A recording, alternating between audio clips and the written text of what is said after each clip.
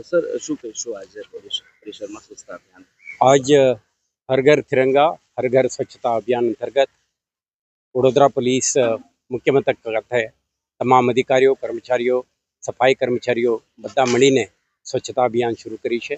Plastic મુક્ત campus બને આ પ્રકારનો એક પ્રયાસ કરી છે.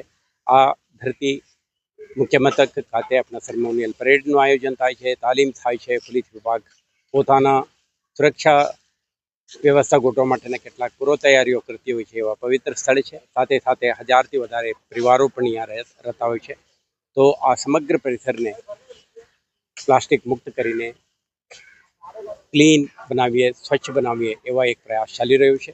આ રાષ્ટ્રવ્યાપી ચાલી રહેલ આ અભિયાન અંતર્ગત વડોદરા શહેર પોલીસના દરેક કર્મચારી એમના પરિવારજન જોડાયેલા તમામ ઇસમો આ સંદેશ શહેરમાં આખા રાજ્યમાં અને દેશમાં ફેલાવવા માંગીએ છીએ કે પોલીસ વિભાગના કર્મચારીઓ સરકારી સેવામાં હોવા છતાં સમાજના પ્રત્યે આપણા દાયિત્વ નિભાવતા આ અભિયાનમાં જોડાયેલા છે.